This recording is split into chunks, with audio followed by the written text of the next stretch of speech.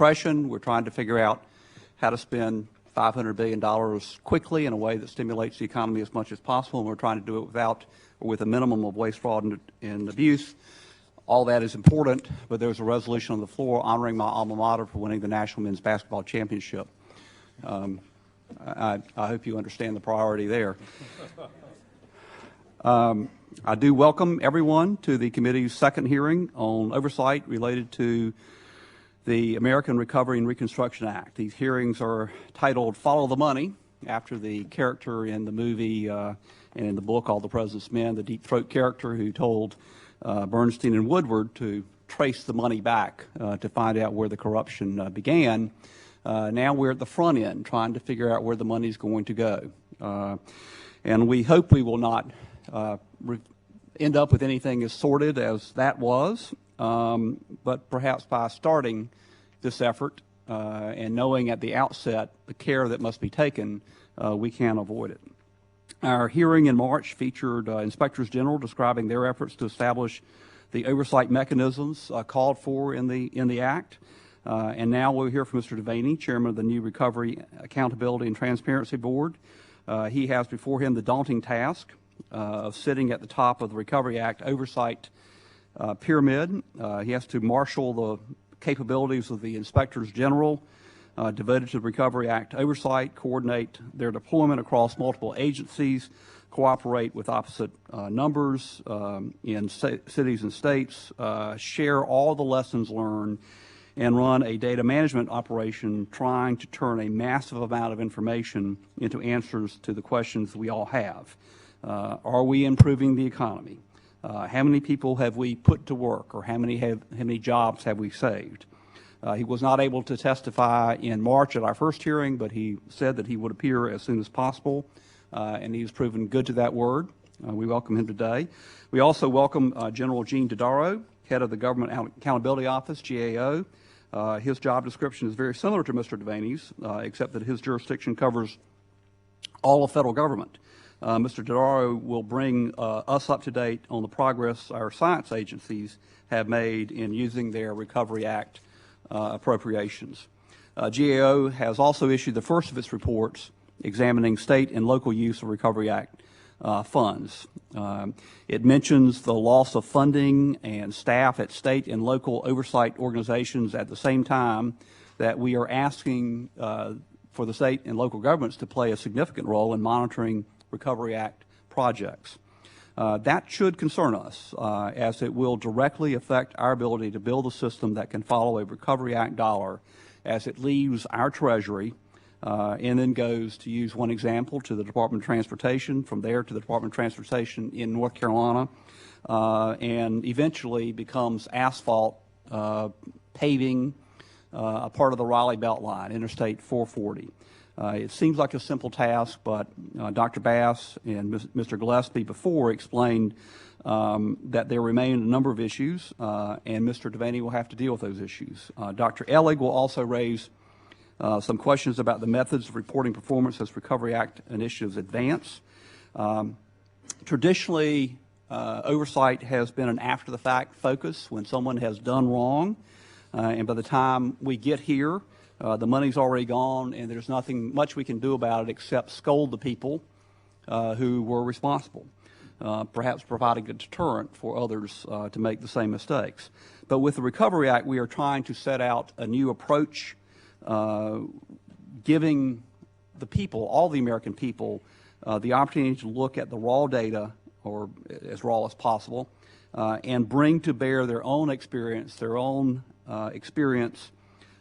and some knowledge from places we may not have expected to help us avoid, spot, the danger ahead. We are, in essence, deputizing the entire American citizenry to help with the oversight of this program.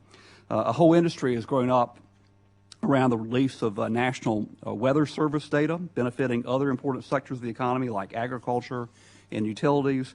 That model works because the Weather Service takes seriously its responsibility to provide high-quality data, checked for accuracy and integrity. And we need Recovery Act data to do the same thing. Very often, discovery of the misuse of public resources cannot happen without the willingness of someone to step forward, to say something's wrong, to blow the whistle. That can be a life-altering decision for those who do blow the whistle. And there is pressure to avoid damaging the organization of which they are part, sometimes intense pressure. The Recovery Act adds to the protections that whistleblowers get outside of the federal government because those folks will be perfectly positioned to tell us if something is going wrong. We have to make sure that potential whistleblowers know that those protections will be effective and that they are safe to do their duty to step forward and tell us if something's wrong.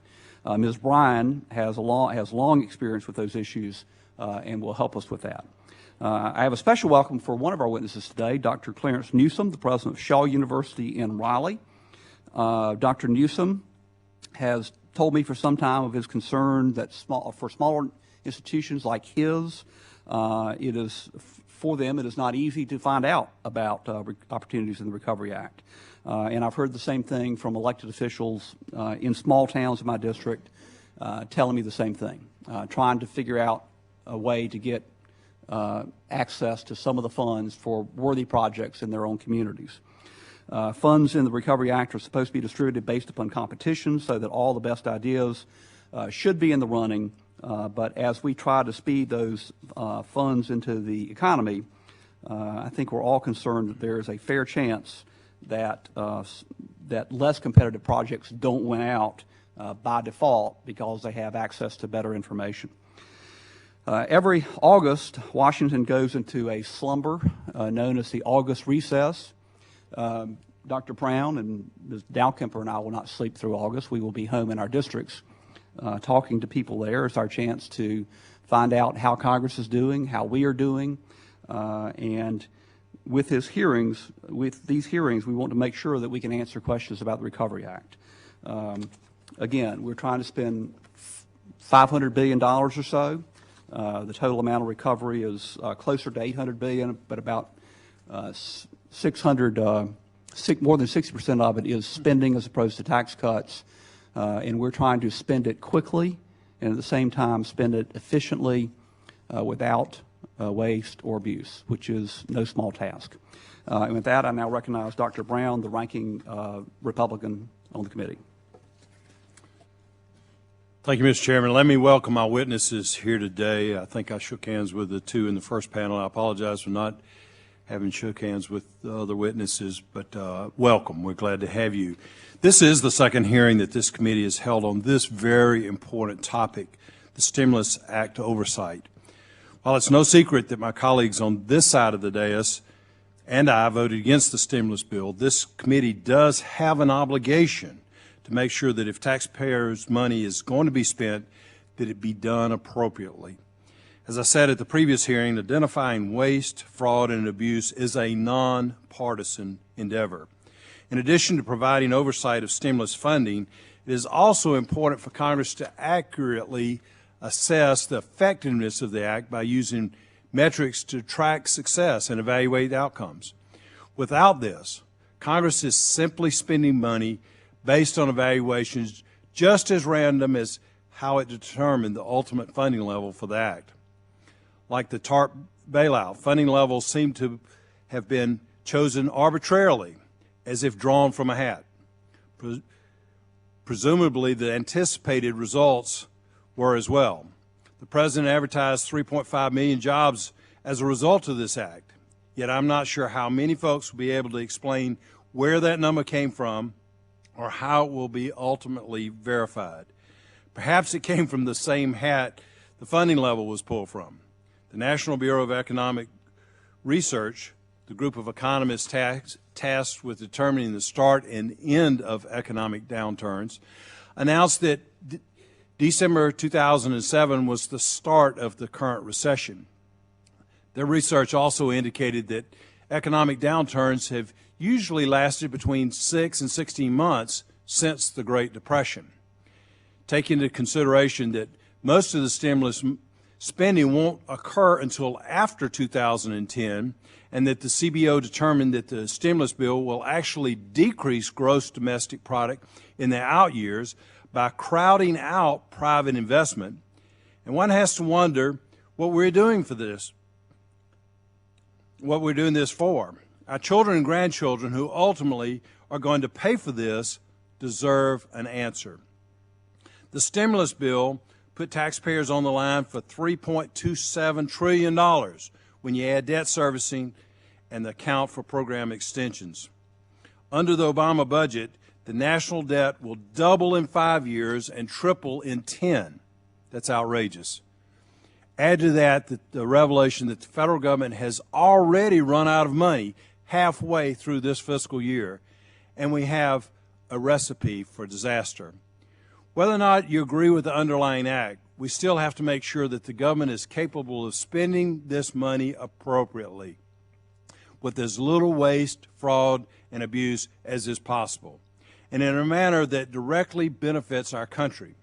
In order to determine if the act does indeed benefit the nation, we need to clearly define metrics for this success. Simply put, the American people need to know what they got for their money. Since the stimulus bill was sold as a means to jumpstart our economy and create jobs, it is important to identify baselines, track progress, and evaluate whether those outcomes were the result of a stimulus act or by other means.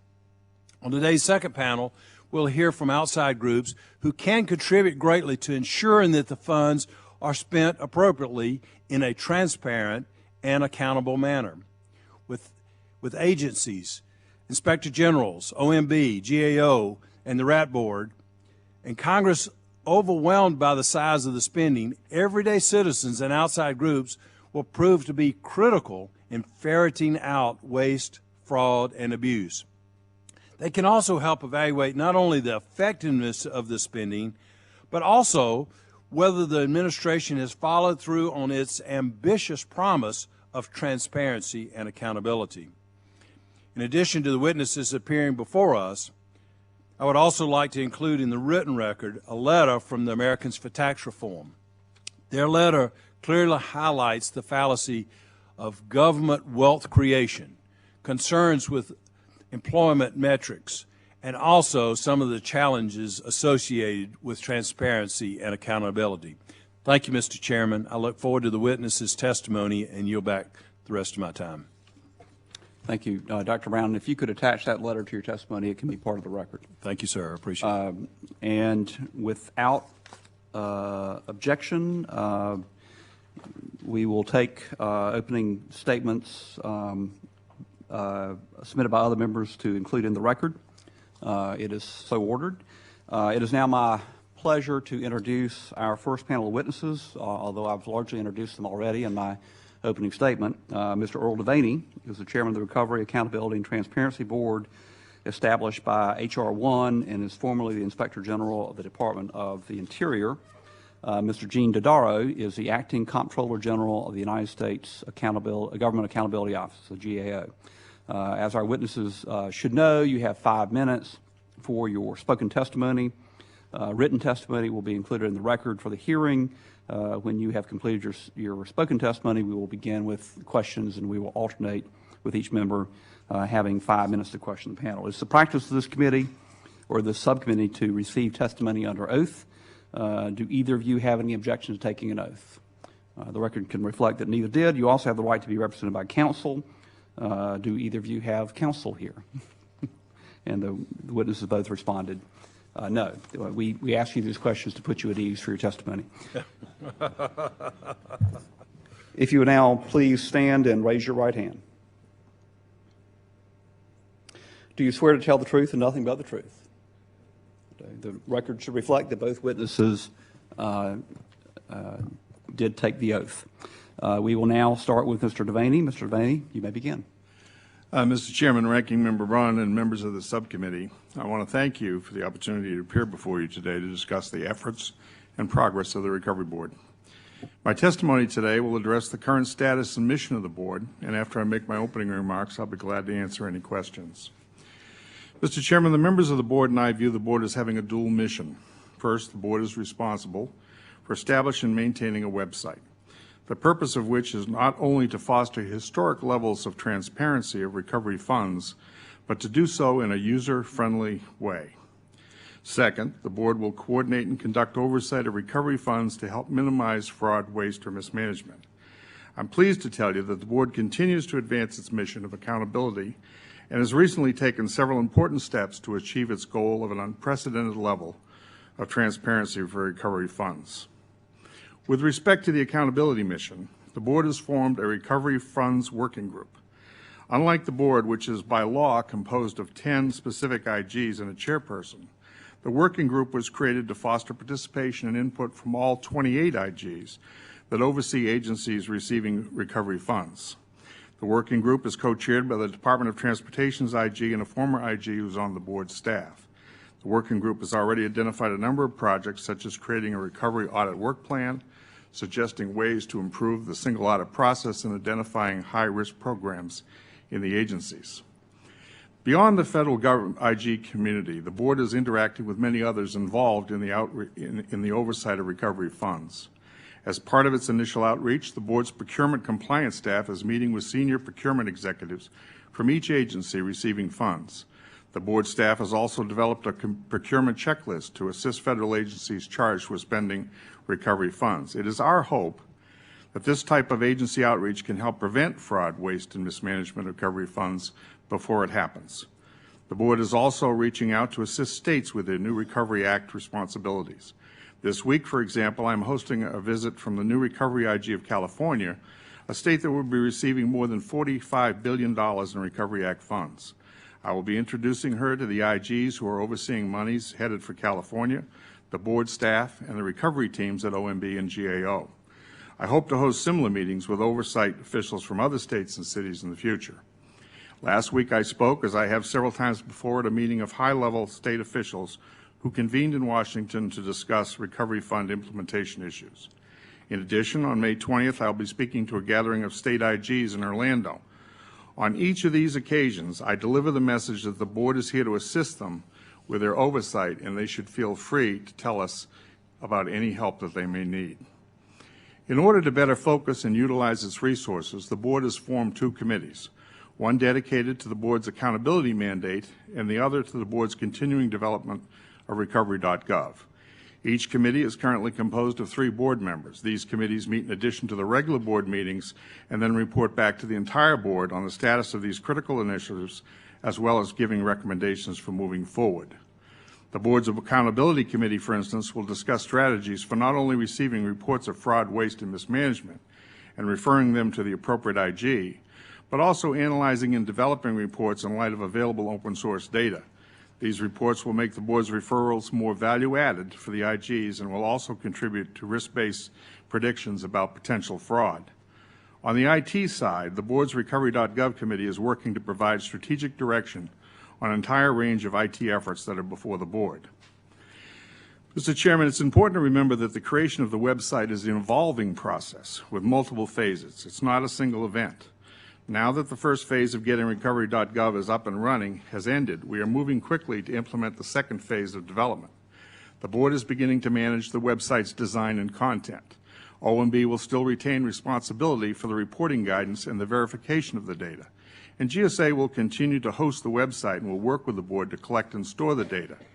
I'm confident that this division of labor will provide the best opportunity to maximize Recovery.gov's use as a transparency and accountability tool, and I'm equally confident that we will have the opportunity to achieve unparalleled citizen participation.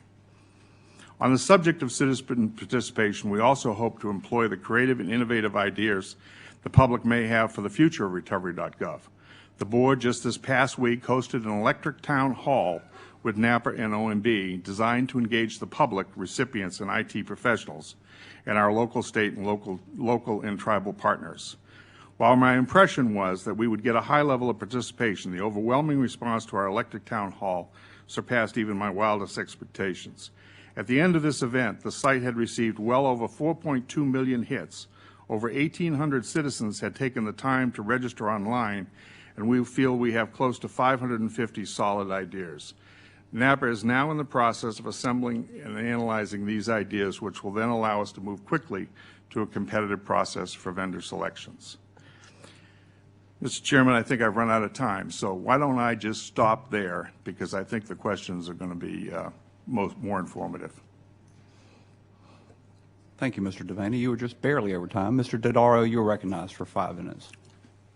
Thank you very much, Mr. Chairman. I'm pleased to be here with you and Ranking Member Brown and Congresswoman Del Kemper. I'm very pleased to have this opportunity to discuss how GAO has been working with the broader accountability community to carry out our responsibilities under the Recovery Act. The Act assigns GAO a range of responsibilities to include bi-monthly reviews of the uses of the recovery funds by selected states and localities. Now, given the intergovernmental nature of this task, it's been a priority from the beginning to make sure that we're coordinating properly with the broader accountability community. Soon after the Act was passed, I outreached to the Inspector General community, and within a couple of weeks of the Act's passage, we met with 17 Inspectors General or their representatives. I also outreached to the state community. We had a conference call with over 46 state audit offices and dozens of local audit offices across the country. We're coordinating, of course, with Mr. Devaney's board functions as well. Now, this coordination activity really served us well as we took our teams to the field. In order to fulfill the responsibilities bi-monthly reviews, we selected 16 states and the District of Columbia to do a longitudinal study over the next 2 or 3 years of the uses of the funds, recovery funds, by those jurisdictions and what impact that those funds would have in those localities. These 16 states and the District of Columbia are expected to receive over 2/3 of the amount of Recovery Act funds flowing to states and localities. Now, during fiscal year 2009, there's estimated outlays of $49 billion that are expected to go to the states and localities. And in the question and answer period, I can talk about the projected outlay rate over the next few years if you'd like, and how the composition of the funding will be changing from 2009 to 2012 to the states and localities. But for fiscal year 2009, over 90% of the $49 billion to be distributed to the states and localities is going to be in the health area, education area, and transportation area. Now, the 3 largest programs there are the Medicaid program, which is the federal matching share, in the highways area for the transportation area, and the state stabilization fund in the education area. So we focus largely on those 3 programs in our first bi-monthly review, and our report was issued last month. Now, basically, in terms of the uses of the funds, most of the funds were drawn down in the Medicaid area. The 16 states in the district had an allocation of about $16.9 billion. They had collectively drawn down $7.9 billion, or about 47% of their allocation.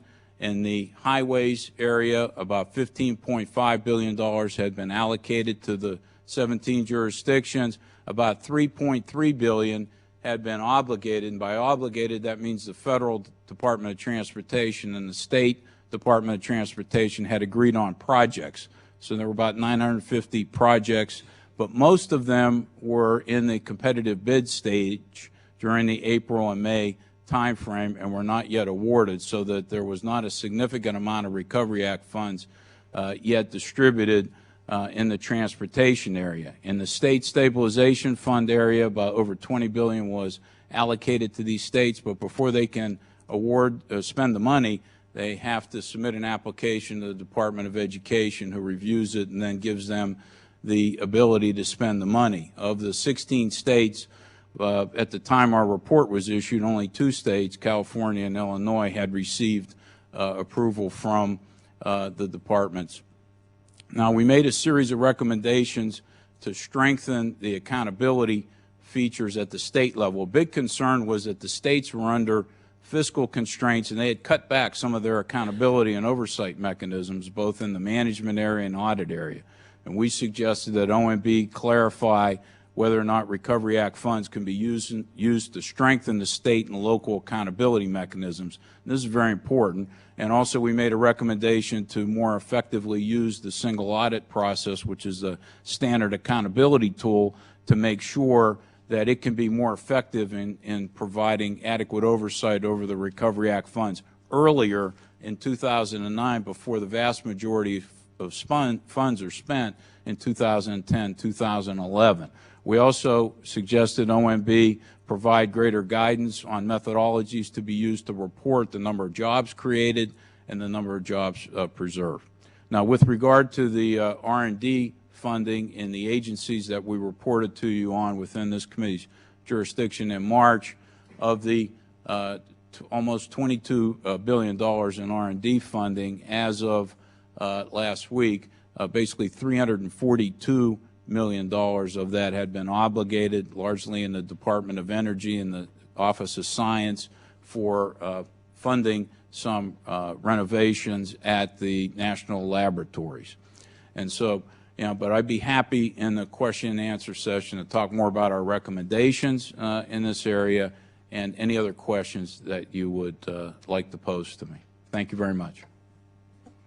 Thank you. By the standards the committee has set and other witnesses have set, you both were very close to your time limits, and I think it's probably a good thing that men in your position are rule followers. I look forward to seeing if the benefit of your example affects any member of the committee. I do now recognize myself for 5 minutes of questioning, and each member here will have a turn. Mr. Devaney, the President Obama promised a level of transparency through the internet, recovery.gov. The public was led to believe that that would be available, that would get right down to who got the contract for pouring asphalt. But it's been experienced this subcommittee in the last 2 years, that particularly with respect to IT projects, trying to assemble information in different forms from different agencies and put it all in one usable format, although that seems like that ought to be something readily accomplished. We find out that years later and millions of dollars later, what appeared to be a very qualified bidder got the contract, and what they produced is worse than what they started with. How do you intend to provide that level of transparency to see who actually got the contract to pour asphalt? Well, Mr. Chairman, obviously it'll probably be done through the recovery.gov website. Right. And as I mentioned in my testimony, that website is evolving and developing. And I will be the first to admit today that website doesn't give you that kind of information. The information, quite frankly, isn't there yet. It hasn't come back in yet. But it will have to be, the website will have to be ready to receive the data that comes pouring back into the government in October is the big date. So we have a challenge here. We have about 140 days to move very quickly from this electric town hall, which I described, where we've got all these great ideas, to, in the next week or two, moving into some sort of a competitive process and get the vendors working. It's an enormous challenge. The integration issues are profound, but I'm optimistic by nature, a little bit of mixed in with a little bit of realism, but optimistic, and I think it can be done. And my hope and our goal on the board is that come October or shortly thereafter, the American public will begin to see the data that they so desperately want to see. And we will ensure that that site gets better and better and better as time goes on. But we're not going to stop in October, obviously. Okay. Mr. Devaney, are you going to build an IT team within your agency, or are you going to rely upon private contractors? How do you plan to proceed? Well, we've already assembled a team, a good solid IT team. I think I've got the best and brightest in government. We've sort of stolen them, if you will, from other agencies, borrowed them, and in some cases put a lot of leverage on agencies to provide us with the very best people they have, combined with some contractor help we have and the vendors that will be involved in the building of this infrastructure. I think we can get it done. Okay. Mr. Dodaro, you're facing much the same challenge. You're certainly familiar with trying to bring in diverse data, inconsistent data, agencies that use different formats, collect different data, et cetera, et cetera. What are your observations or thoughts on the task of creating from all that diverse data and integrated from two dozen agencies, creating that in a format that will be usable in a single format, understandable? Yeah. First of all, I want to say I think that the goals that are set out by the legislation and by the implementing guidelines are very laudable goals, and I think set a standard for transparency and accountability in federal spending that haven't been set before.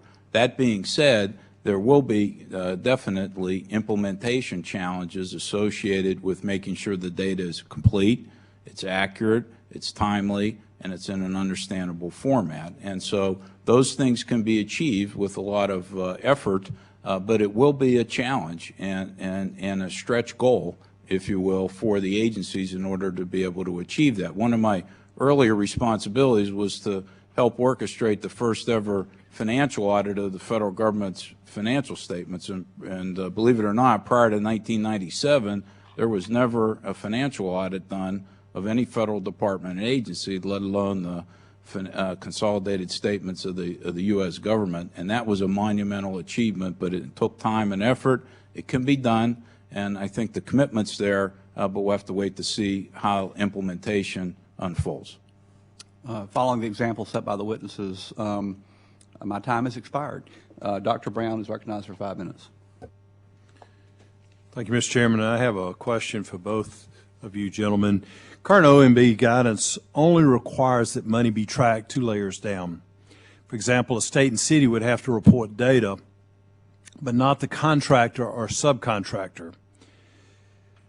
Do you intend to require additional reporting beyond the OMB guidance, and do you believe 2 layers of accountability are enough to satisfy the President's promise that, quote, every American will be able to go online and see where and how we're spending every dime, unquote? I'll answer that by saying that if I could wave a magic wand, I would want to follow a dollar from cradle to grave.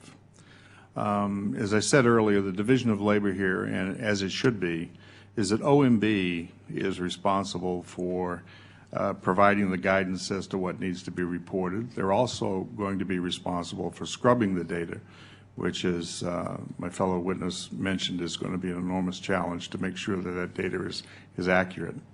So I think that we're going to have a situation where we're going to wait probably for OMB to come out with some additional guidance in the future after a few quarters have gone by and we see where the missing gaps are. And I'm going to push them very hard to give me as much data as possible.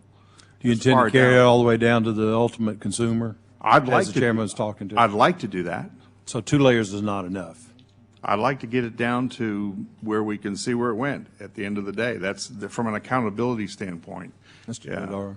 Yeah, I agree completely with what Mr. Devaney has just said.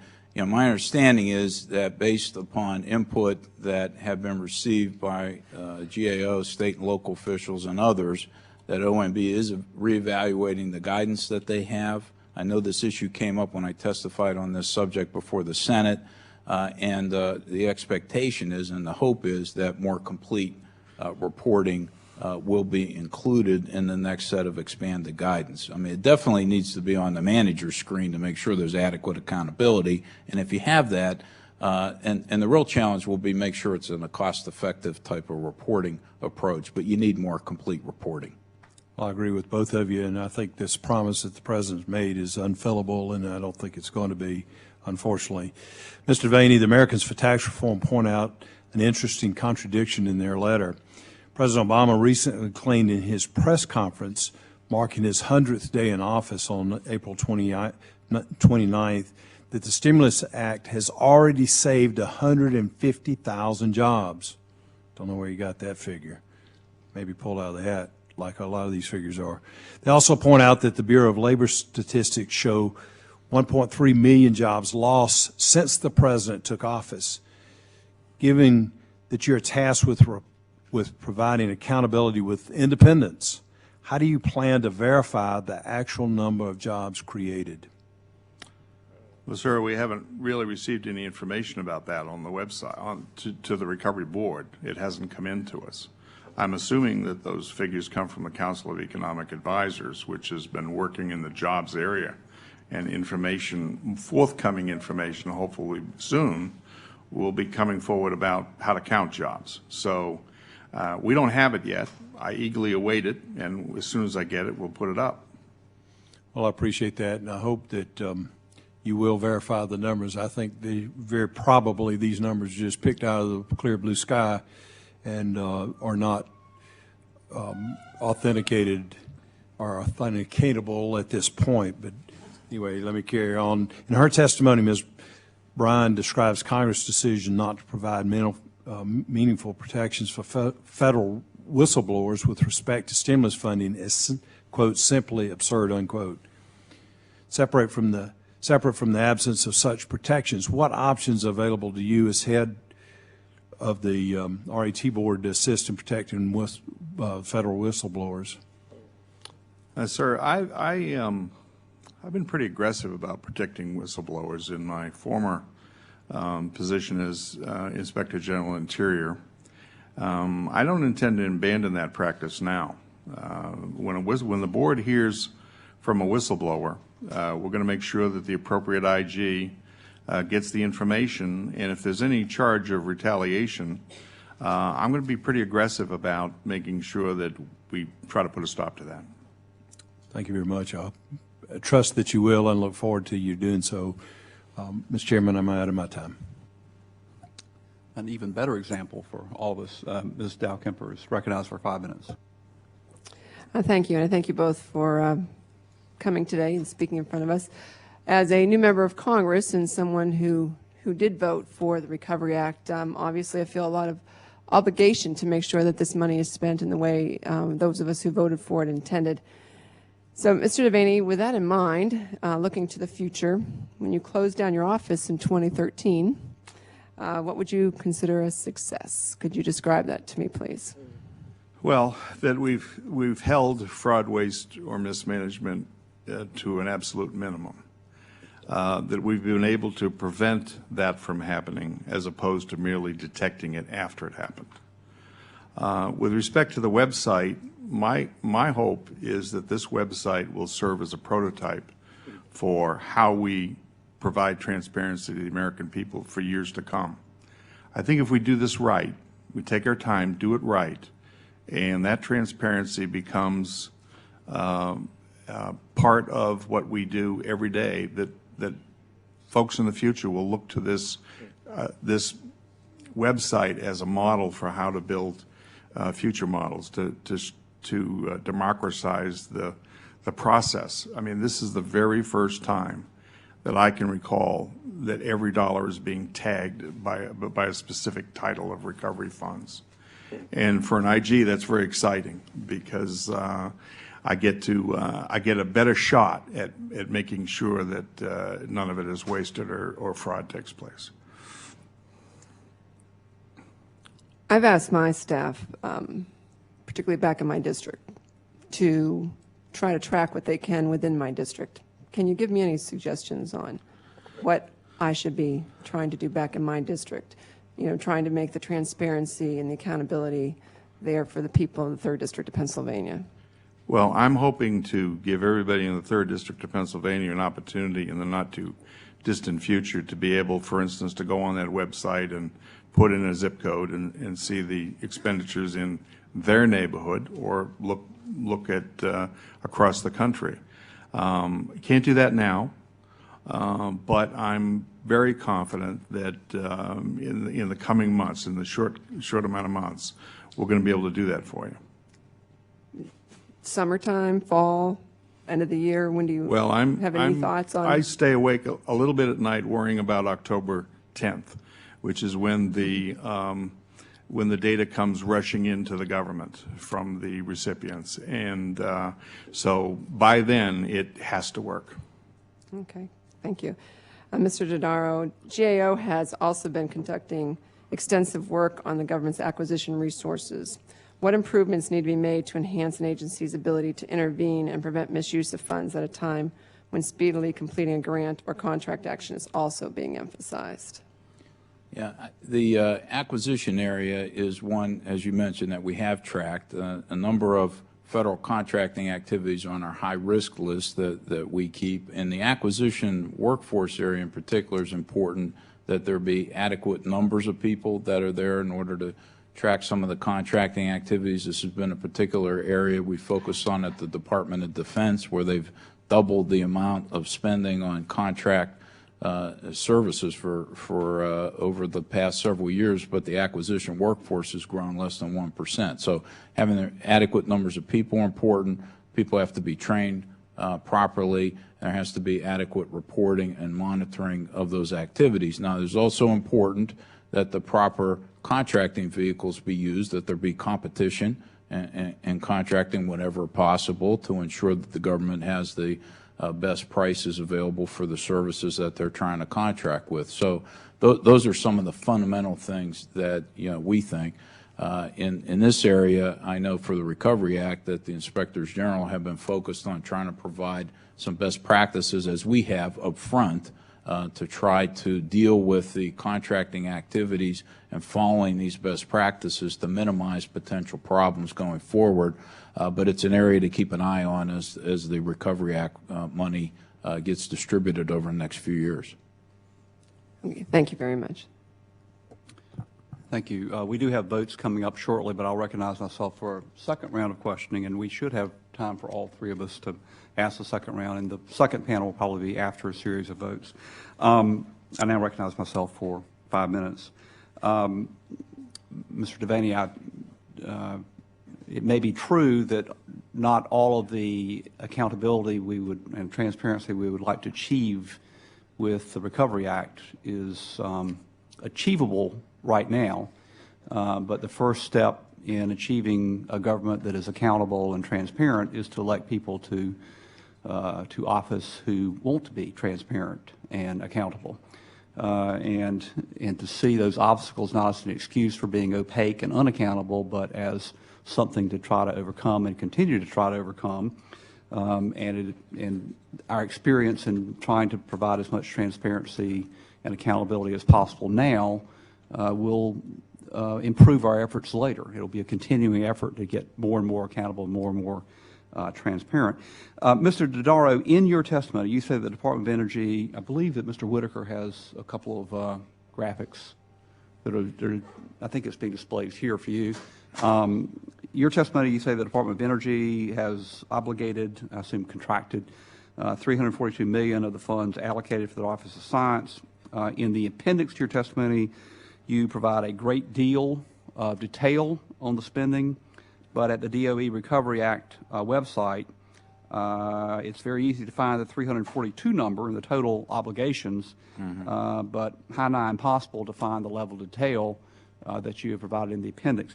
How did the GAO get the level of detail that you reported? Did I say Mr. Yes. Dodaro? Yes. Right, Okay. right. Yeah, our staff interviewed the people at the Department of Energy and looked at the supporting documentation available. Obviously we have more access to information than the general public would be, but that doesn't mean that the websites could not be improved and additional level of detail there, and I think that's the expectation going forward. But we did it through a normal auditing procedures that we have. What is the task of getting that level of detail that is in the appendix to your testimony available to all God's children with internet access, Right. Which is most of God's children in this country at least now, up in a usable form? Yeah, I think that the task is to just put in the disciplined processes necessary in order to achieve that. And as I mentioned earlier in response to Congressman Brown's question, I mean, this is a stretch goal for agencies to have that level of detailed, timely reporting. It could be achieved, but there needs to be disciplined processes put in place to make sure that when it is posted, it's complete, accurate, and timely. And I think that's the expectation of the administration moving forward, is to try to get that level of detail provided. Now, that money has been obligated, and as things move through the process, additional funds will be become obligated. But I think that it's just a matter of having the proper procedures in place. Okay. Mr. Devaney, our committee is looking into contracting issues at one of the agencies within our subcommittee's jurisdiction, or our committee's jurisdiction, and our initial efforts suggest that the staff, the contracting staff, are not particularly aware of the legal requirements of the Recovery Act, and that is worrisome, that if they don't know about it, they're not going to do it very well. What efforts are either of you making to try to make sure that all those in government agencies know what the requirements are?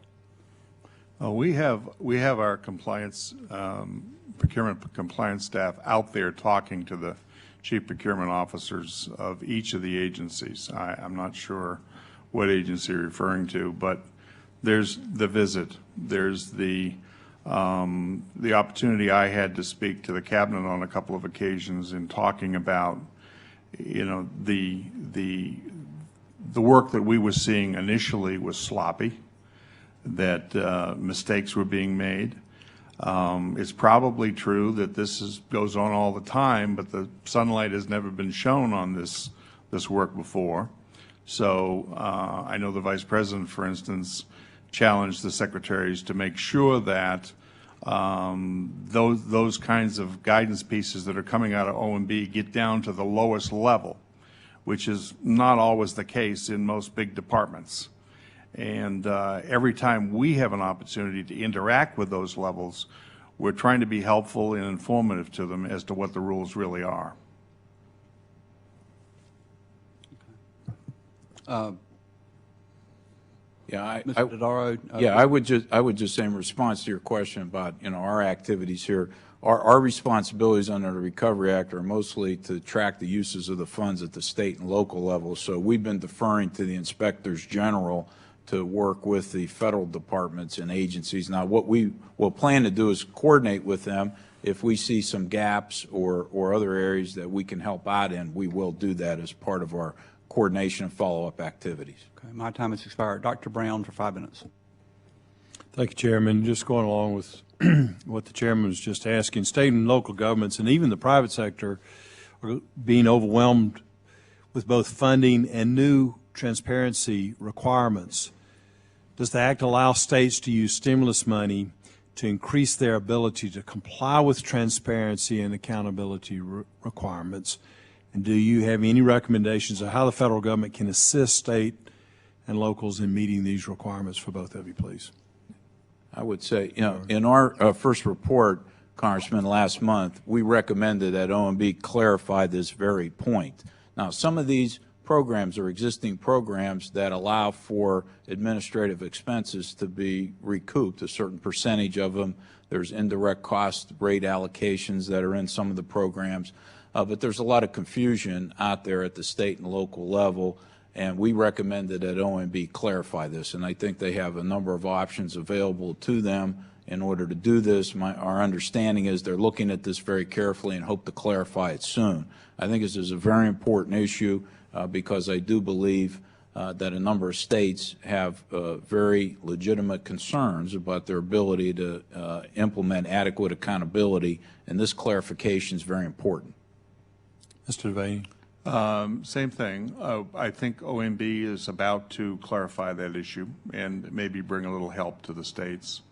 I hear this every time I talk to them, and when asked if I would be supportive of even legislation that might help in this area, I've personally responded yes.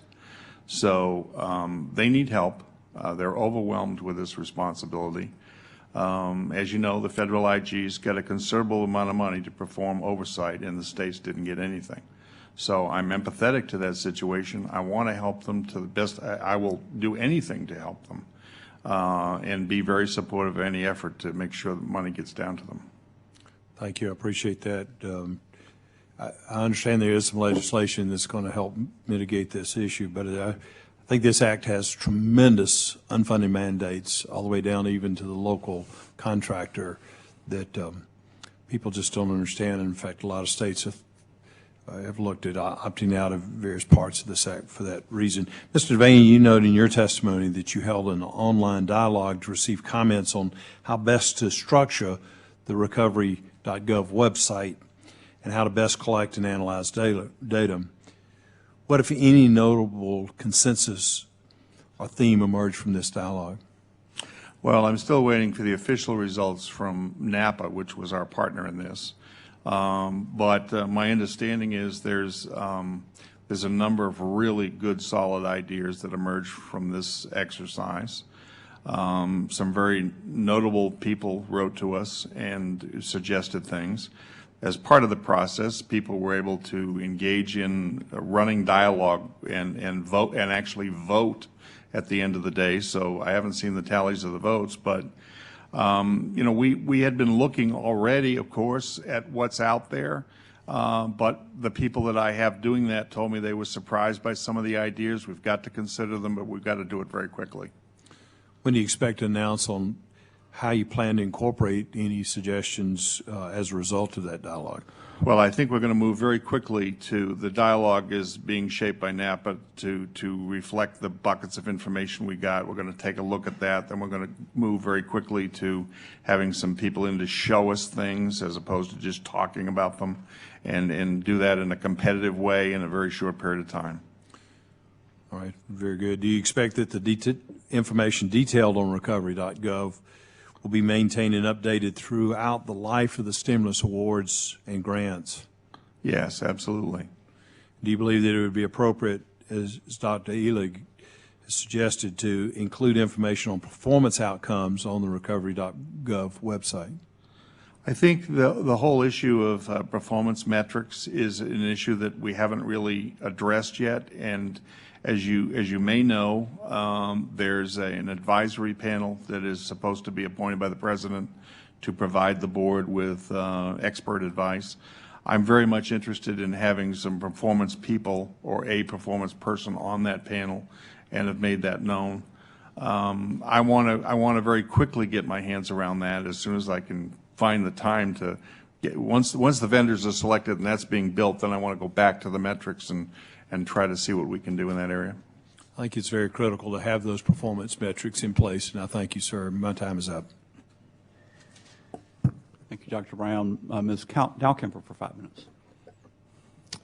Mr. Devaney, during the drafting of the Recovery Act, there was concern among the inspectors general that the board had been given too much power to determine what investigations they would be allowed to pursue, or that there was insufficient protection against political interference with investigations. And ultimately, the language in the Act made it clear that the inspectors general retain their independent discretion. I just want to ask if you're comfortable with the Act's language limiting the board's authority in this area. Well, if I had written it, I may have written it differently. I certainly am not about to tell an inspector general that they should not investigate something. I don't think I would ever do that. I think I'm expressing the view of the board entirely, and I've made it known in any opportunity I've had before the IGs to tell them that. I'm going to speak to them next week down at their annual retreat. I will reiterate that. The board is not about to tell somebody not to investigate something. So that language, it's implied in the language that the board would do that. We're not going to do that. Okay, that's Good to hear. That's all I have. I don't have any further questions. I don't have any further questions either. We've not yet been called to votes. I suppose it makes sense to excuse this panel. Thank you very much for being here. Thank you. And we will continue to talk with you about how to do this.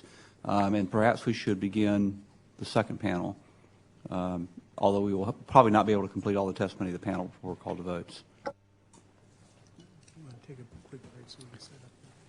And we'll all just be at ease for a second while everyone gets repositioned.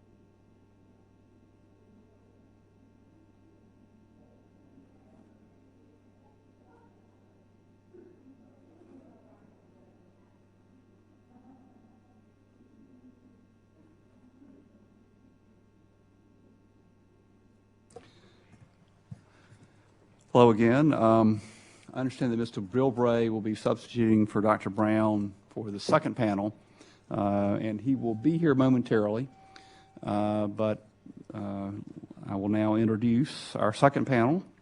Dr. Clarence Newsome is the president of Shaw University in Raleigh, a well-regarded institution, I think, literally across the street from my district. Dr. Gary Bass is the founder and the executive director at OMB Watch, not OMB, as my notes say.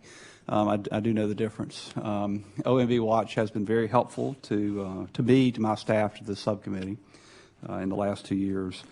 Dr. Jerry Ellig is the senior research fellow Feller is actually the North Carolina pronunciation, at the Merctus Center at George Mason University. Ms. Danielle Bryan is the executive director of POGO, the project on government accountability. And Mr.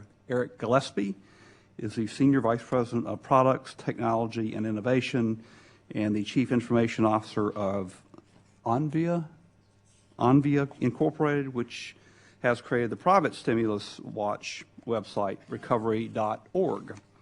As you know from having been here before, you will each have 5 minutes for your spoken testimony. Your written testimony will be included in the record. When you have completed your spoken testimony, your oral testimony, we will begin with questions, and each member will have 5 minutes to question the panel. It is the practice of the subcommittee to take testimony under oath. Do any of you have any objection to taking an oath? No. All witnesses appeared to nod that they had no objection. If not, you have you also have the right to be represented by counsel. Do any of you have counsel here? And All the witnesses nodded that they did not. As I said before, we ask you these questions to put you at ease. Please stand now and raise your right hand. Do you swear to tell the truth and nothing but the truth? Each of the witnesses took the oath. We will now begin with President Newsome. Good afternoon, Mr. Chair.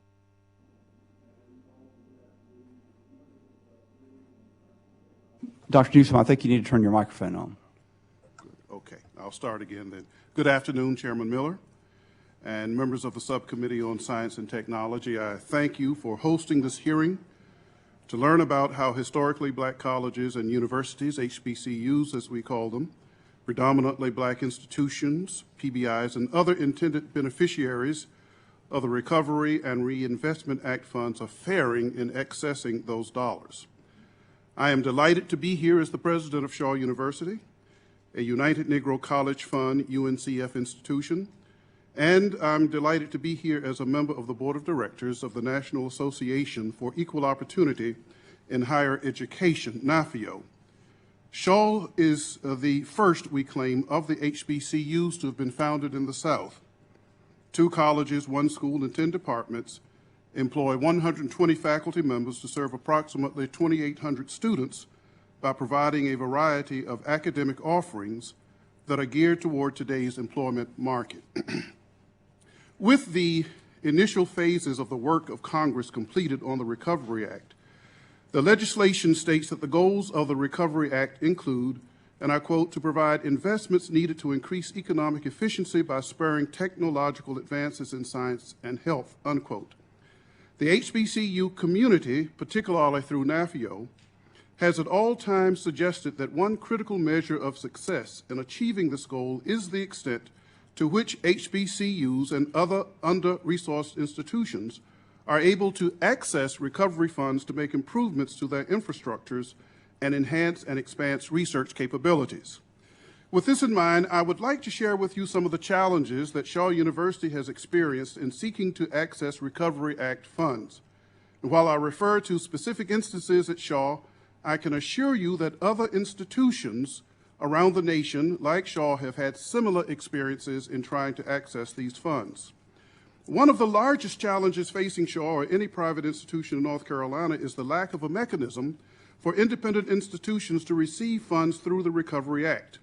The state of North Carolina thus far has limited funding to state institutions and state agencies, leaving Shaw University and many others unable to receive even the slightest assistance from these funds.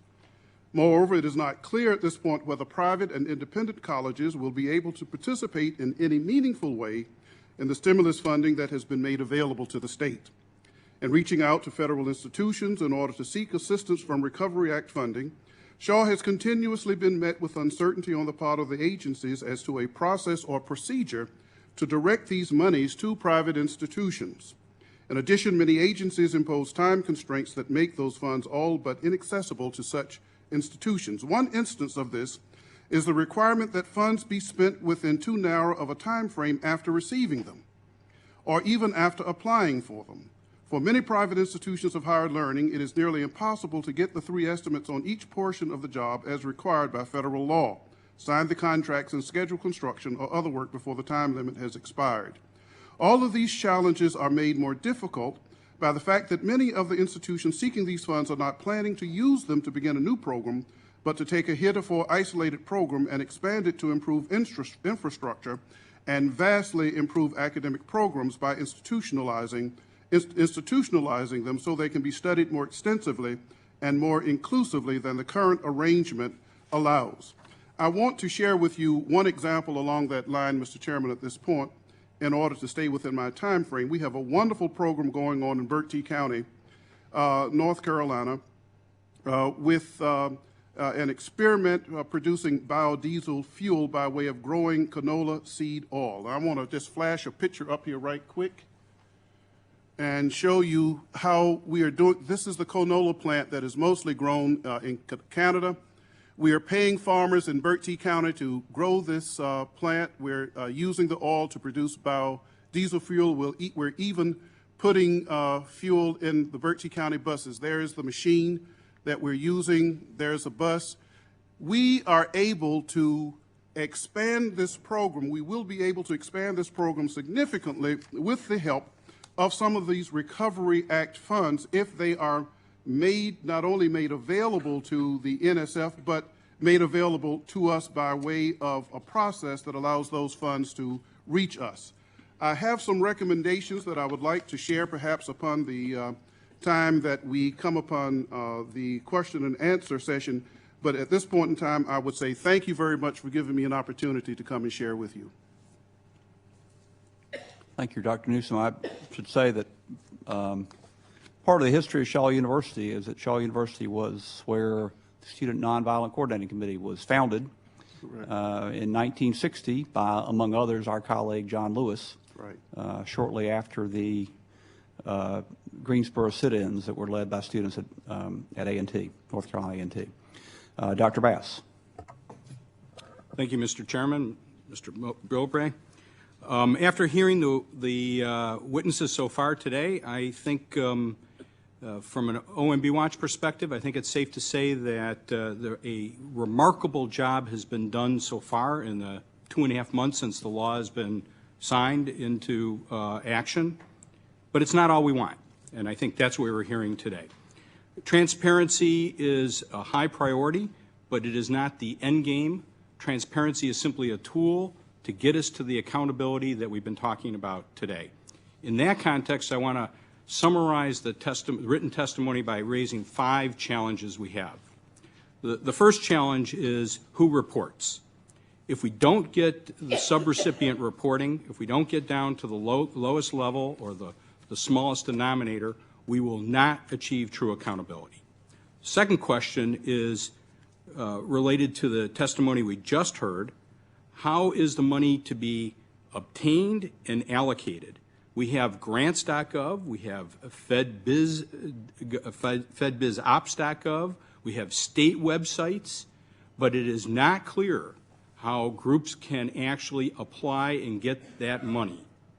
So and there's a great fear. This law was designed around both recovery and reinvestment, that one of the objectives is to ensure equity, and so we have to make sure that the money is reaching those areas where it was intended to go.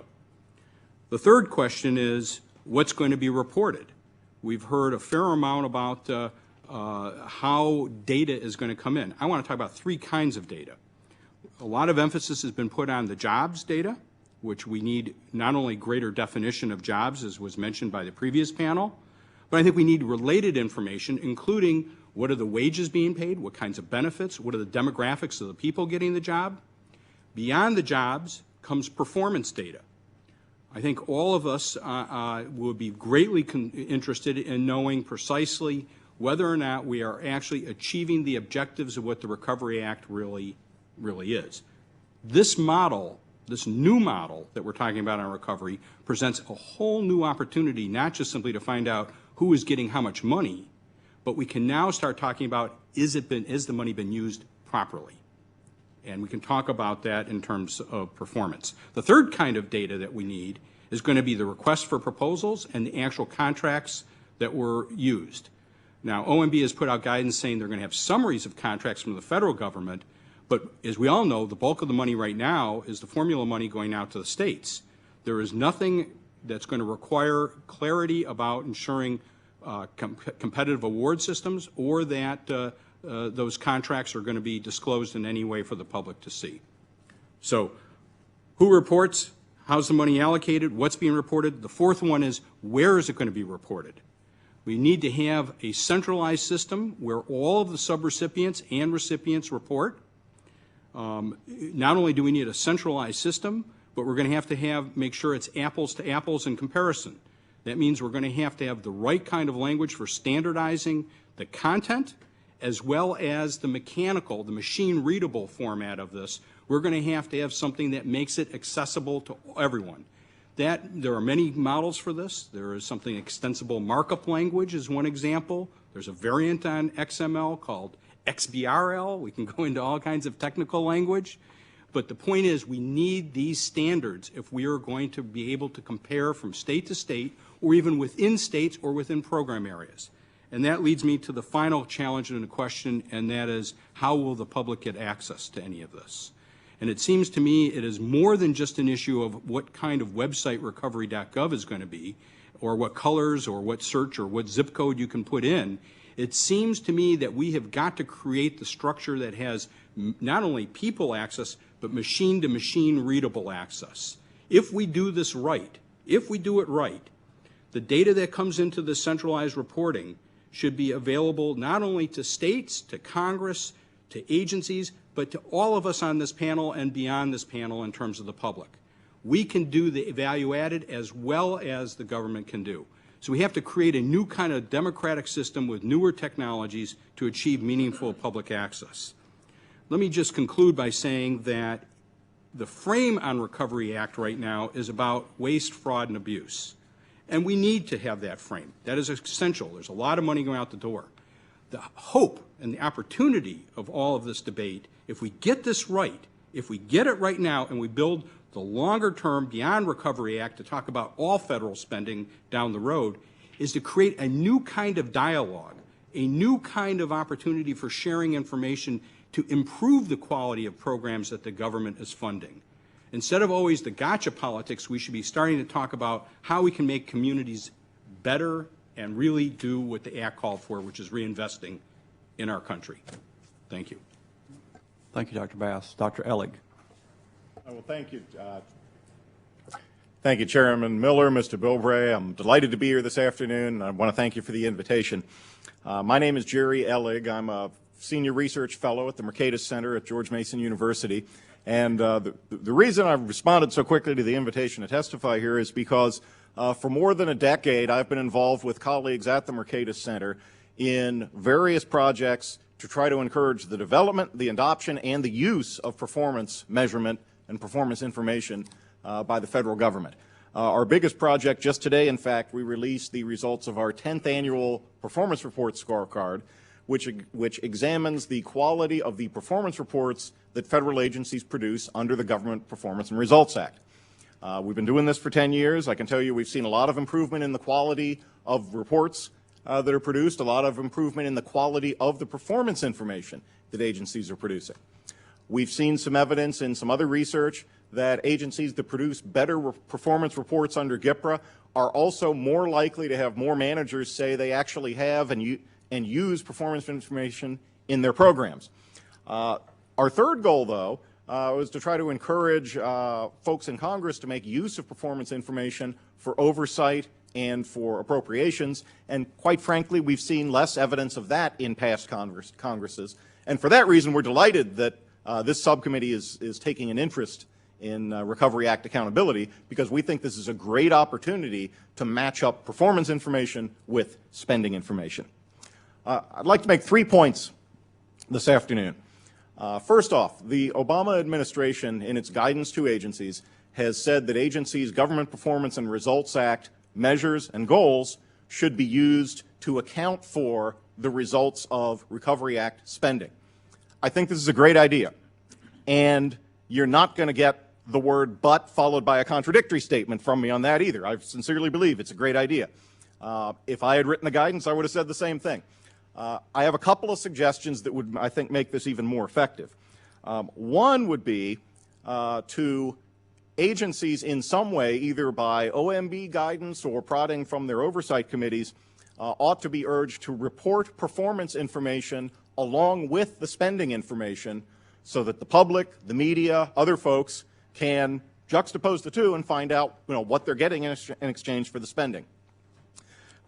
The other point that I think would help improve the way this would work is if agencies were explicitly required to do some rigorous program evaluation in order to control for other factors that affect outcomes so that we know how much of the reported outcome really was caused by the program spending and how much of the outcome really was caused by the additional spending that occurred as a result of the Recovery Act. Sort of basic application of the scientific method, great thing for a subcommittee of the Science and Technology Committee to be looking into.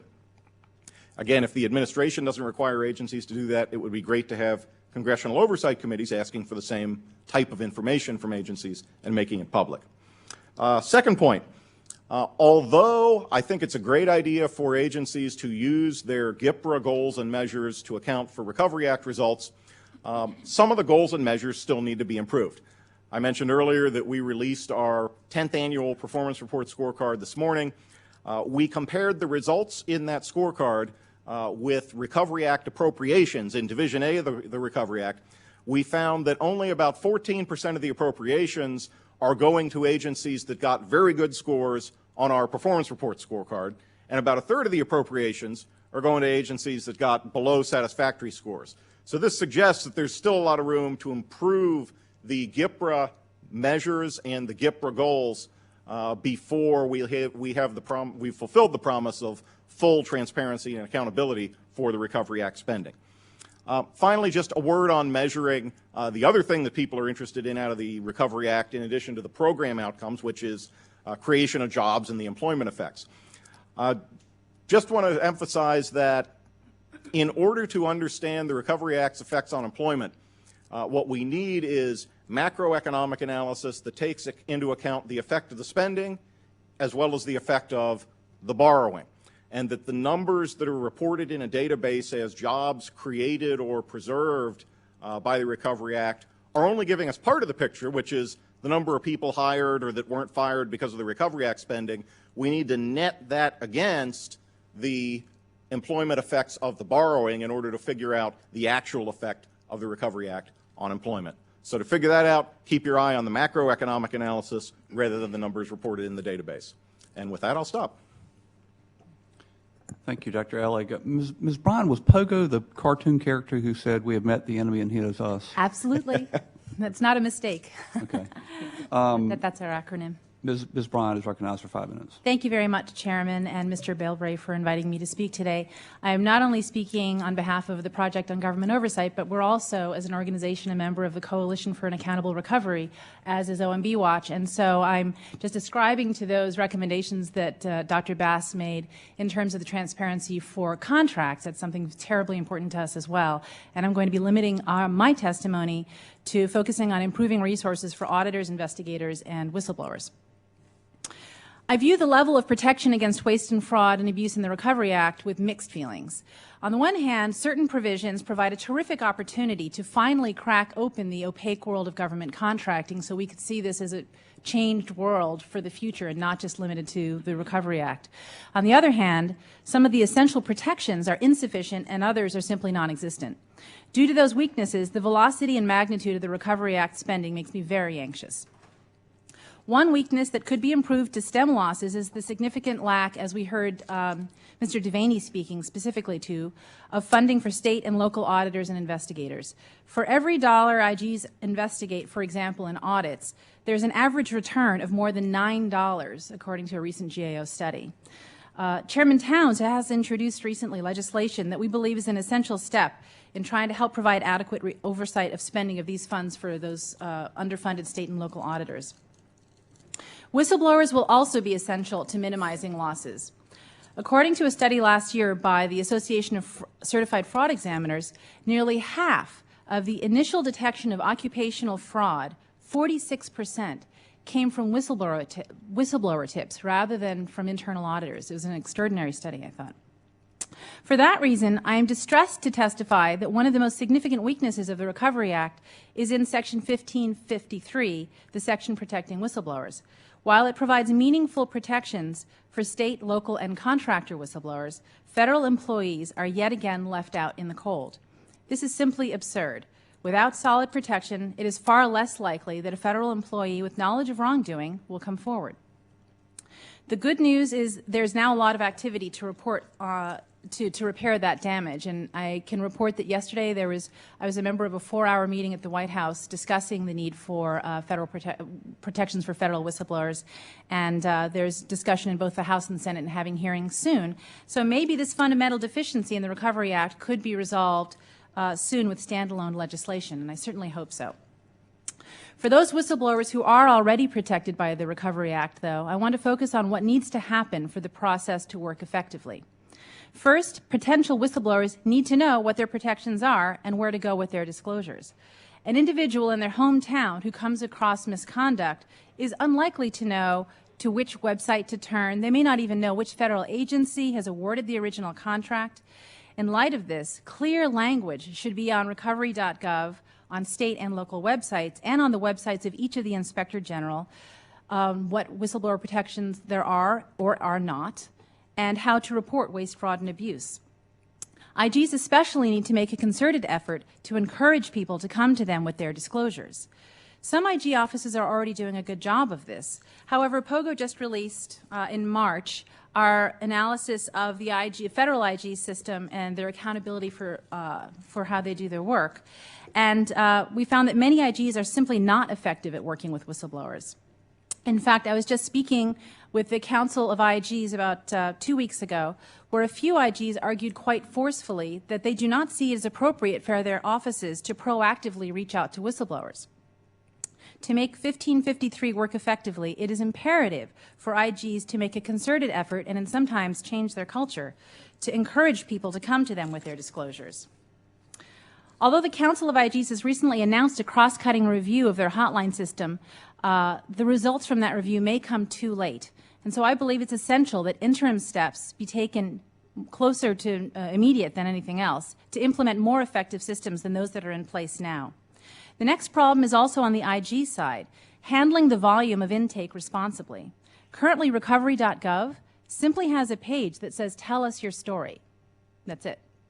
There are no explanations for a whistleblower about what kinds of information to report, how they are or are not protected, or how the information will be used. This is an invitation for problems. We know from our own experience you need to have very clear directions, a tracking system, and a way to communicate further with the whistleblower for this to work at all. Given the volume of intake they will be receiving, this is an enormous but essential task. Finally, when there is a successful case of a whistleblower disclosure identifying a problem, the IG needs to herald this as a case well done. But even if the systems were to work perfectly, serious and sustained oversight from both the board chaired by Mr. Devaney and the Congress are essential. The discretion given IGs in the Recovery Act regarding when they will or will not investigate disclosures is so broad as to be very worrisome, and this is where oversight will play an essential role. Another area that requires congressional oversight, and where this committee in particular has shown great strength, is in overseeing the IGs themselves. For example, it is in large part because of this committee's terrific work that the NASA IG was finally forced to resign after his poor performance, and this committee deserves credit for sticking with that issue over the last few years. At the moment, the stars are not in complete alignment for taxpayers to benefit from whistleblower disclosures, audits, and investigations of misconduct in the Recovery Act spending. But the weaknesses are fixable. We just need to fix them now, and I look forward to working with the committee to accomplish that goal. Thank you. I did not get a Christmas card from Mr. Cobb this year. Mr. Gillespie. Chairman Miller, Mr. Bilbray, and members of the committee, thank you for inviting me to testify today with such a distinguished panel about oversight of the Recovery Act. Simply stated, our business provides a comprehensive view of government to businesses that want to do business with the government. We track all goods and services that are procured around the country across every industry: infrastructure, architecture, engineering, water, energy, information technology. There are a variety of issues that create a transparency barrier which limits visibility into how funds are spent between the federal government and state, local, and education agencies around the country. The situation that everyone wants to avoid is one in which Recovery Act money will have been spent and untold amounts will have been lost, particularly at the state and local level, before anyone is fully aware of the loss. Mr. Devaney has previously testified that in his experience, a 7% number is a good metric to use for fraud in spending. That equates to $55 billion in the Recovery Act, which makes the stimulus fraud the 60th largest economy in the world, according to the IMF. It's effectively the size of the GDP of Ecuador. As a challenge, this market's highly fragmented. There are more than 89,000 state, local, and education agencies around the country, and an estimated 20,000 of those are going to receive some level of Recovery Act funding. In addition, at those agencies, there are hundreds of thousands of people procuring goods and services, and there are more than 3 million companies that are qualified to bid on Recovery Act projects. As you can see from these numbers, the sheer magnitude quickly creates an intractable problem when it comes to tracking, especially when you compress it into a very aggressive timeline. One more example to highlight that transparency barrier. Several weeks ago, the administration held a press conference touting the 2,000th transportation project that was undertaken as a result of the Recovery Act. That same day, we had actually tracked almost 5,000 transportation projects that had been funded by the Recovery Act. So there's a significant delta in the data as it exists today.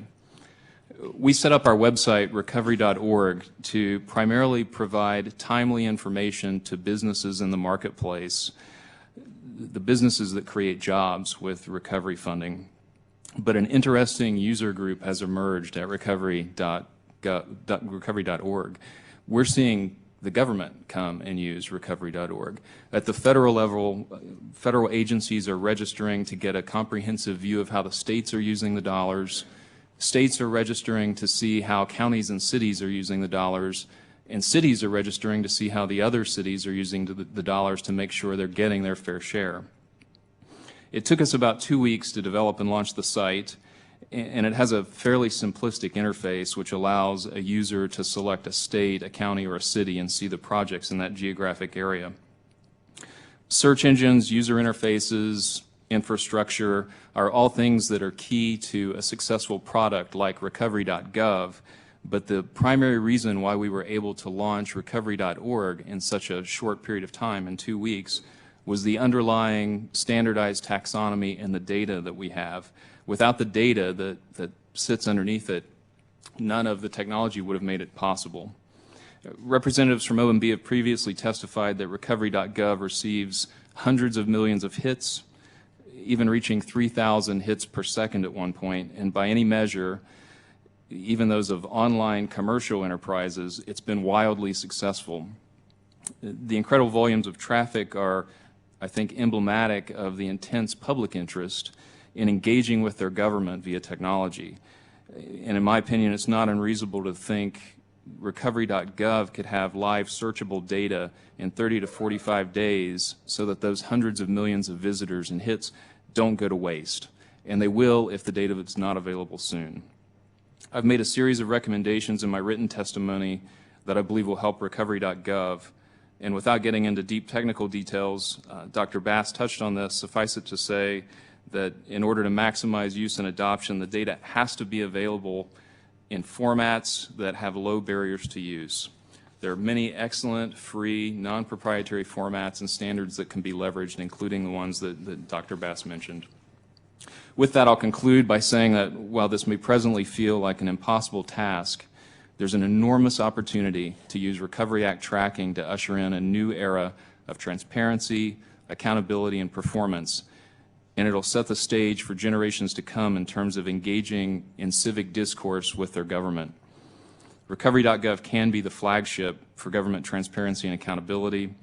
We fully support the goals that Congress and the administration have outlined and will continue to serve in any way we can to that end. Thank you for inviting me to testify here today, and I look forward to answering any questions you might have. Thank you, Mr. Gillespie. We'll now have questions from the members present, and I recognize myself for 5 minutes. Mr. Bass, Dr. Bass, Mr. Gillespie, you heard my questions to, I think it was Mr. Dodaro, about the Department of Energy having obligated, contracted for $342 million in funds for the Office of Science. It's set out in some detail in the appendix, but when you go to the website for the DOE, you can't find anything below the 342 number. And I asked how they got that number, and apparently they just went in and looked at the raw written records and culled it by hand. How difficult a task is it going to be? You've touched on this in your testimony, to get that level of detail, who the contractors are, how much they got, in a way that can be on a website that anybody can see and understand. I guess Dr. Bass first, then Mr. Gillespie. Mr. Chairman, first I'd want to clarify that there are, in essence, really two different reporting systems we're talking about. One is the reporting system from the federal agencies that is currently happening, and that's where the Department of Energy data is coming on weekly reports to recovery.gov. That's one reporting system. The second, which was mentioned in the last panel, starts the October, 7th? Is that the 10th? October 10th, the first reporting from the recipients. And that will tell us how the money is actually being spent. And there are two very different systems. They have to come together. In terms of the first one, which is the agency reporting, I think Mr. Gillespie's point is completely on target, that there already is data that can be made publicly available. It is not rocket science on how to make that data available. We have weekly reports, as you saw from the screenshot you took, that came out of Excel spreadsheets. What recovery.gov should be today gathering is the detailed information that GAO got in a way, in a consistent manner from each of the agencies, so that we, the public, can get not only access to it through recovery.gov in a searchable format, but access to the underlying data itself through various feeds so we can utilize it and do various kinds of manipulation. But having said that, I've got to be mindful that this is going to be an iterative process. We're going to make mistakes. I think the first thing I thought of was OMB put out guidance to the agencies initially and told us to have a tag number that it said recovery. It had a number, which is great because we could start to identify the dollars. But they forgot to say, put the name of the program. So we had all these account numbers and no name. And none of us knew what the heck the programs were with the account numbers. They're going to learn from mistakes like that. And I think we're going to have to, all of us, pitch in. And this is going to be a bipartisan, it's going to be a non-governmental, it's going to be a governmental effort to get this right. Mr. Gillespie. Just to build off of what Dr. Bass said, the data issue is a significant issue. Not surprisingly, the Department of Energy, people at the Department of Energy have registered at our website to look at data and help track data.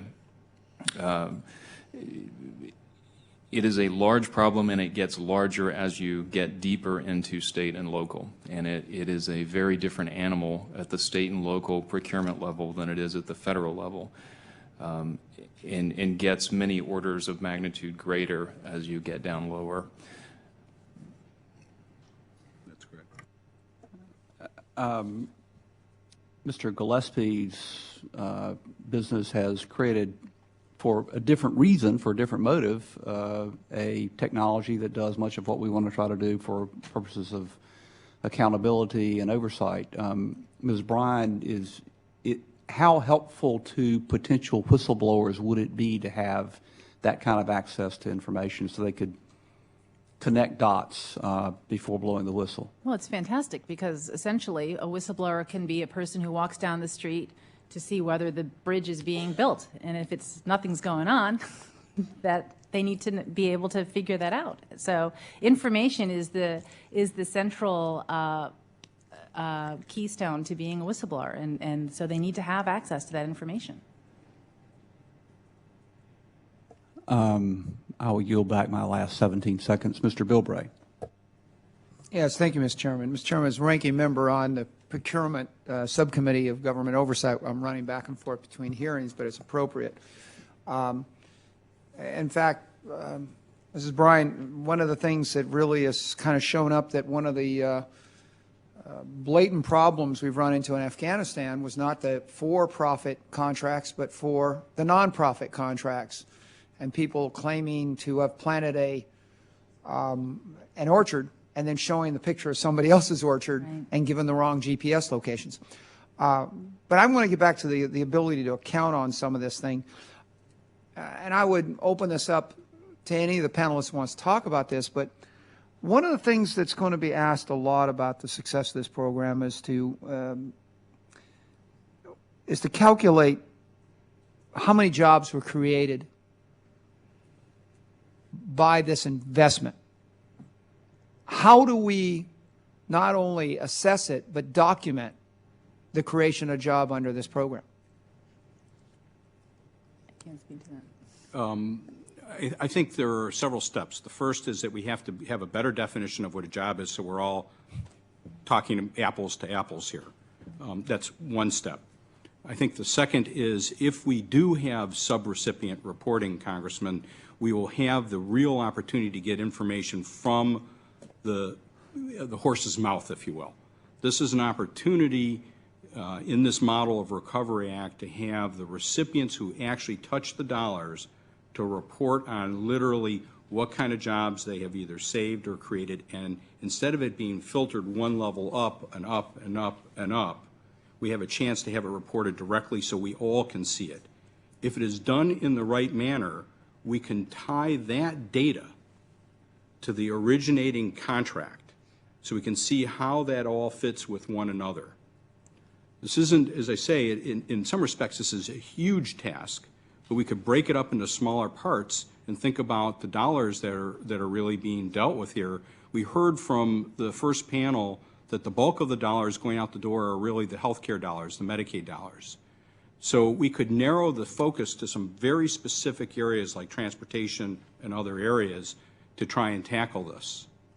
How do we do this? So, you know, we had an instance here where the House tried to at least have a minimum standard of disclosure, and that was the E-Verify for everybody participating in the program. Our colleagues on the other side of the aisle not only did not accept it, they had it stripped. They did not want that level of investigation of just even checking that the Social Security number of anybody getting the programs or getting the job be identified. With that attitude coming out of, you know, the House of Lords on the other side, how do we assure the American people that we are going to have the database, we are going to ask the questions, we are going to go to the individual who's getting the job to make sure that they actually had a job that they were working on?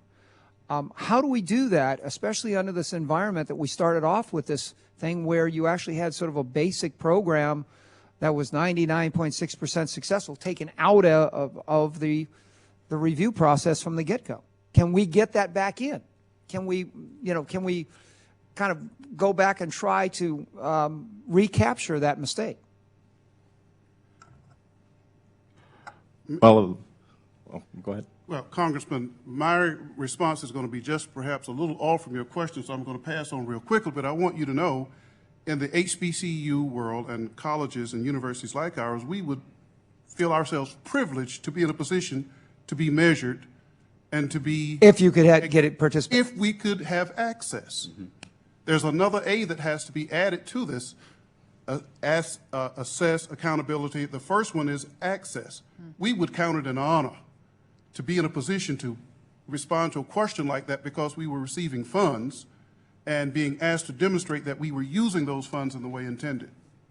Yeah, and then let me just reinforce the fact a lot of people in this town don't realize that not just your institution, you have Catholic institutions that do huge outreach to disadvantaged, do huge outreach into the communities, and because they happen not to fall under the public guise, they've been fenced out of the system. Absolutely. But let's get back to this data issue. If I can't even find out, if I'm not even required to check that a Social Security number and name matches, how can you require me to track this and document it down the line when, can we add this in after the fact?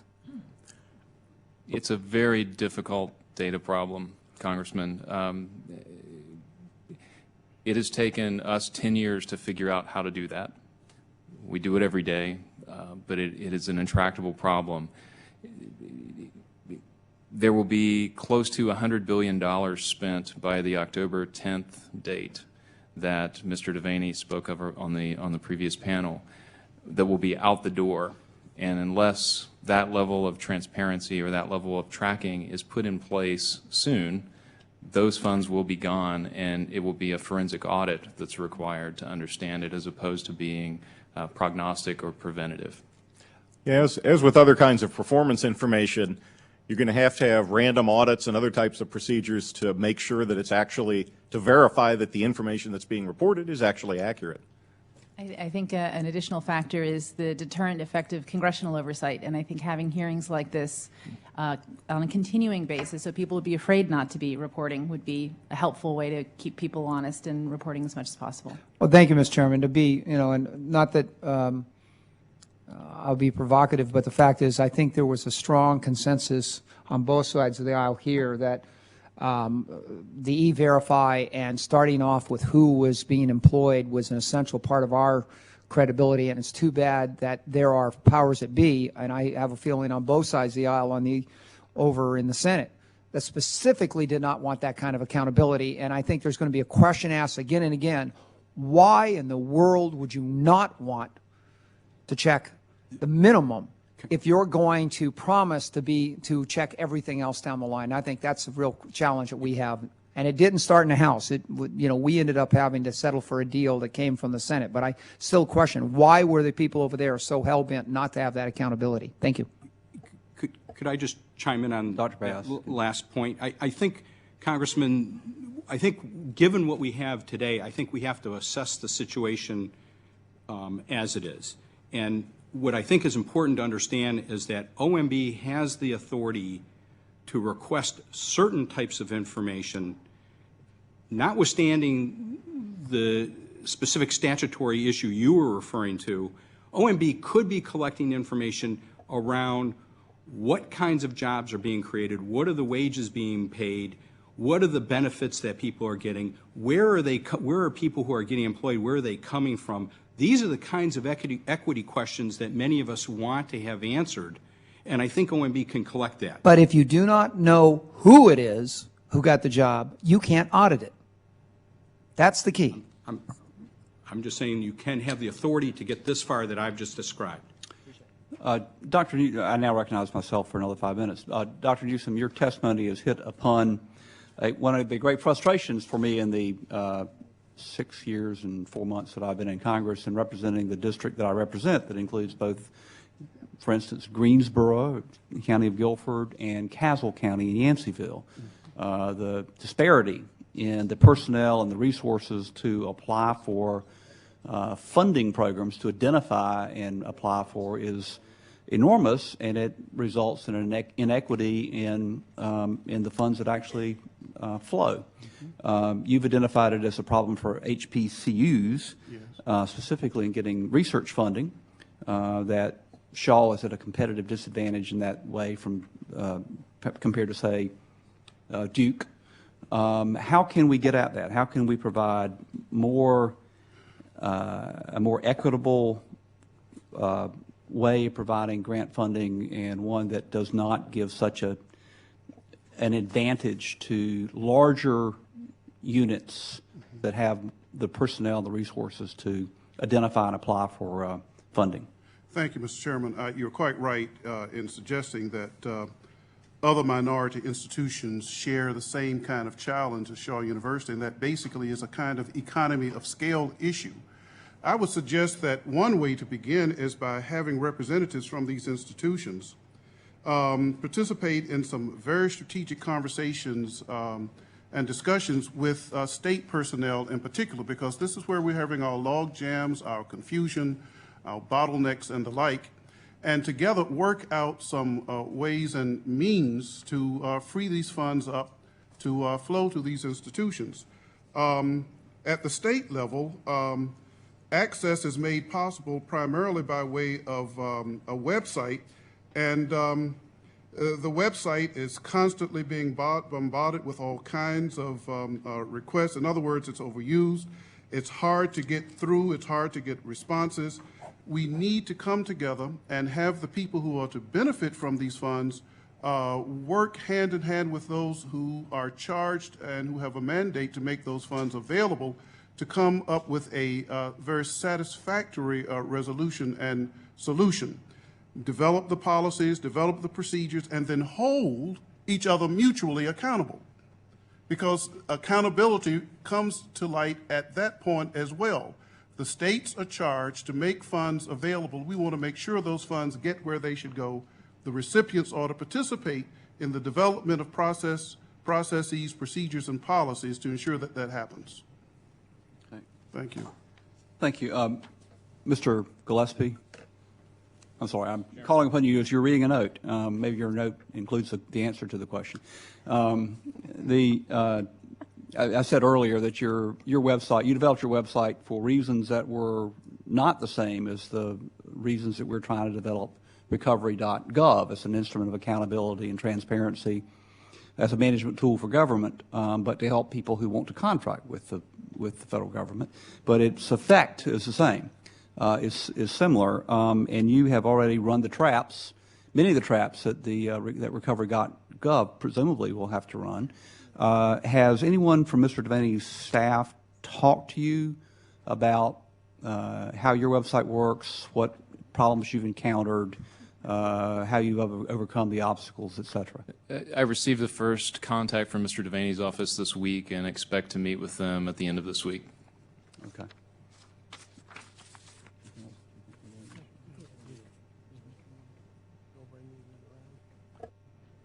I yield back the balance of the time, Mr. Bilbray. Thank you, Mr. Chairman. I think Mr. Bilbray has no further questions either. Enough parading for a while. Well, as Ms. Bryan and others have suggested, this needs to be something that we continue. When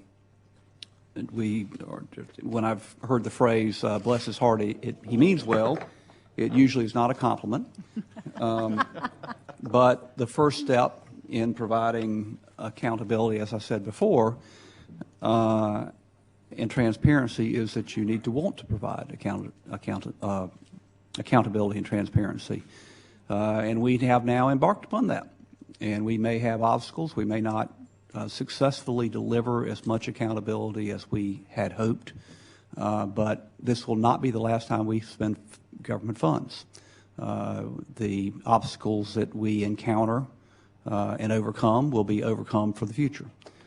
So this is a continuing effort, both with respect to specifically the stimulus funding, the $500 billion or so that we are spending, and actually, Mr. Gillespie, I think probably the correct figure is more like $35 billion. There's only $35 billion in waste. I'm not sure how much comfort we should take in that number being a little lower, because almost 40% of the recovery funds were actually tax cuts. Right.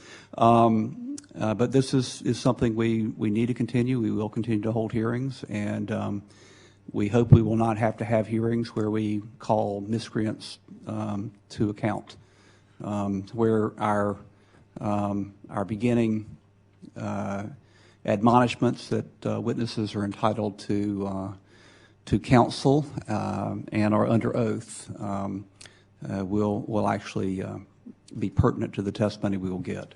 Mr. Chairman, may I just offer one additional word? Dr. Newsome. Thank you. I serve on the North Carolina State Ethics Commission. And I certainly am a proponent and a champion for accountability, fair play. But in the final analysis, the end game is results. Results. And this is what this initiative is all about. The HBCU community has a short-term economic impact of $10 billion. Our contribution to the job market is around 180,000 plus, making us maybe the 23rd largest employer collectively in the nation. Our campuses are full of creative and innovative energy. We take a little of nothing and turn it into something miraculous. Who would have thought that an institution Shaw University's size would be helping to stimulate the economy in one of the poorest counties in the entire country, not just North Carolina, through an NSF grant, paying farmers to grow a crop that grows during the winter so that we add to their growth cycle, reducing their overhead by taking that crop, providing them fuel, reducing the overhead of the school system so that they can stretch their meager dollars to improve their performance. If we had the funds to augment what we do, the results would be tremendous, redounding not just to the benefit of the HBCUs and the contribution that they make within that world, but to the health and well-being, fiscally and otherwise, socially, of the Republic. Thank you very much. Thank you, Mr. Chairman. For the record, we grow our crops in the winter all the time in California, but that's a different issue. I didn't know you had a winner. Just happened to be the largest ag state in the union. All right, before we bring this hearing to a close, I do want to thank all the witnesses for testifying. Under the Rules of Committee, the record will remain open for 2 weeks for additional statements from members, as well as for any answers to any follow-up questions the committee may have for the witnesses. The witnesses are now excused, and the hearing is adjourned.